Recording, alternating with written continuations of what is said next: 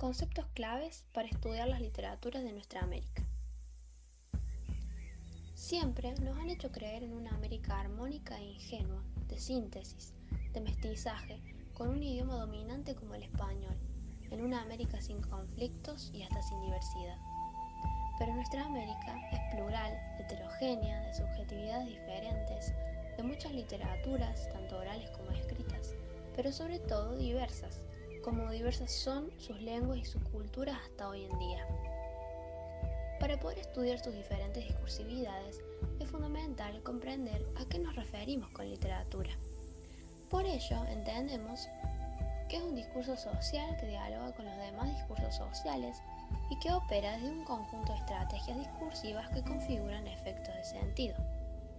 Antonio Cornejo Polar, en su artículo para una teoría literaria hispanoamericana, a 20 años de un debate decisivo, afirma que nuestra literatura es muchas literaturas entre sí imbricadas y caracteriza a la literatura latinoamericana como múltiple, plural, híbrida, diversa, heterogénea y contradictoria.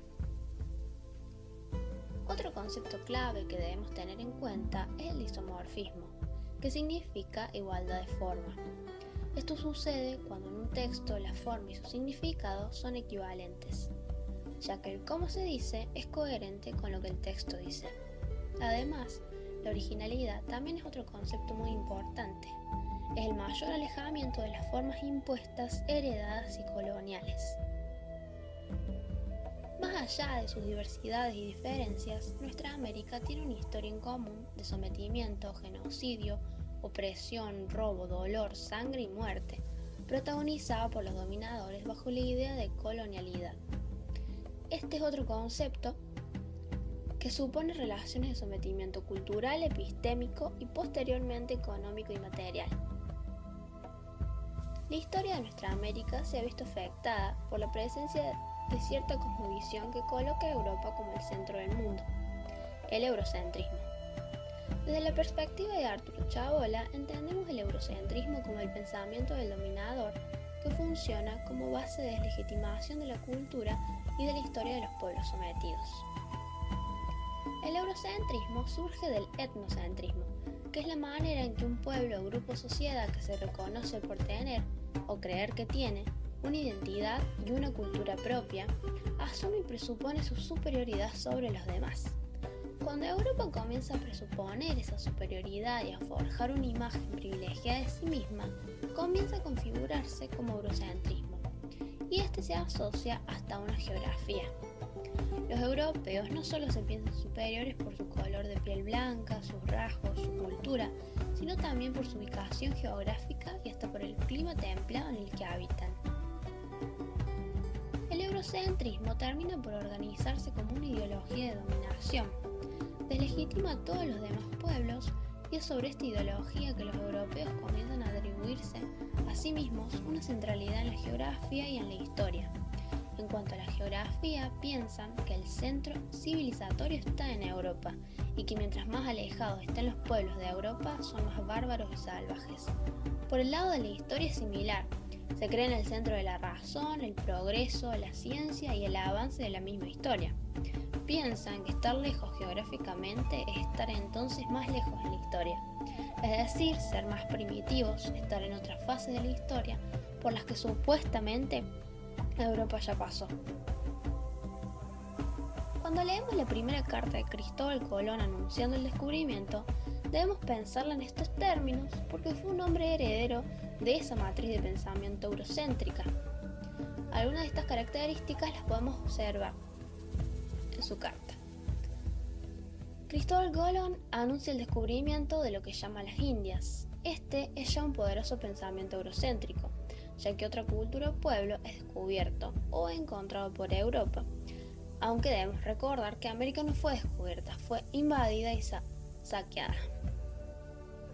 Citando a Galeano, en 1492, los nativos descubrieron que eran indios, descubrieron que vivían en América, descubrieron que estaban desnudos, que existía el pecado, descubrieron que debían obediencia a un rey y a una reina de otro mundo y a un dios de otro cielo, y que ese dios había inventado la culpa y el vestido, y había mandado que fuera quemado vivo quien adorara al sol y a la luna y a la tierra y a la lluvia que la moja.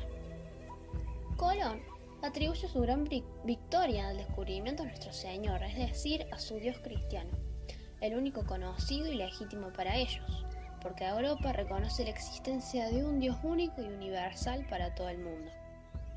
Otra isla hay, me aseguran, mayor que la española, en que las personas no tienen ningún cabello. En esta hay oro sin cuento, y de esta y de las otras traigo conmigo indios para testimonio. En esta cita, Colón expresa el gran deseo de explotar las tierras y extraer el oro para transportarlo a Europa. Además, dice que llevará indios como testigos que no se ofrecieron a partir con él y que quizás fueron sometidos y obligados a viajar. Cuando los españoles se encuentran con ese otro, que es el indígena, que es distinto a ellos, lo consideran inferior, bárbaro y salvaje, y se creen capaces de manejarlo a su antojo. La sed de oro de los conquistadores era mayor a todo lo demás. Cito: en su diario del descubrimiento, el almirante escribió 139 veces la palabra oro y 51 veces la palabra Dios o Nuestro Señor. Él no podía cansar los ojos de ver tanta lindeza en aquellas playas, y el 27 de noviembre profetizó: tendrá toda la cristiandad negocio en ellas. Y en eso no se equivocó. Galiano, 5 siglos de provisión del arco iris en el cielo americano. Las palabras de Galiano siempre son las indicadas, por eso lo volveré a citar nuevamente. Al principio, el saqueo y el otrocidio fueron ejecutados en nombre del Dios de los cielos. Ahora se cumplen en nombre del Dios del progreso. Sin embargo, en esa identidad prohibida y despreciada fulguran todavía algunas claves de otra América posible. Para finalizar con las características eurocéntricas en la Carta de Colón, en palabras de Residente: soy lo que dejaron, soy todas las sobras de lo que se robaron. Conceptos de literatura. Desde la tradición y el canon europeo aparece lo que conocemos como palabra escrita, que implica la lectura individual, comúnmente de un libro, la interpretación y la comprensión de este. Diferente a este concepto vemos, como los denomina Ana Pizarro, las formaciones discursivas que comprenden aquellos discursos indígenas prehispánicos y coloniales, porque los pueblos originarios poseían algo que podemos definir con lo que tradicionalmente conocemos como literatura, pero que tiene muchísimas diferencias. Una de ellas es que su carácter era comunitario, colectivo y oral. También se transmitían de generación en generación con ayuda de la memoria. Podían existir diferentes versiones y eran literaturas asociadas a las celebraciones, a los rituales o temas religiosos. Además, podían estar acompañadas de música y danzas. El acceso a estas literaturas cuando se trata de lenguas originarias está mediado por la transcripción de lo oral a lo escrito de una lengua a otra. Debido a esto, como sostiene Pizarro, la traducción produce un texto diferente en la medida en que reproduce la cultura en la que está inmerso el traductor.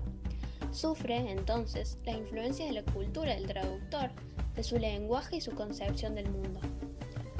Martin Lienhardt, en su artículo Los comienzos de la literatura latinoamericana, monólogos y diálogos de conquistadores y conquistados, da cuenta de la marginalización de las literaturas orales, que no eran reconocidas como literatura por el canon hegemónico, y llama a la línea canónica de textos hispánicos producidos por los conquistadores literatura oficial monológica o egocéntrica. Esta es monológica porque no hay un diálogo con el otro, dialoga consigo misma y es netamente egocéntrica, centrada en el yo del europeo, en sus deseos, sus convicciones, sus triunfalismos, sus decepciones, sus dudas, escritas bajo la impronta europea y el idioma español.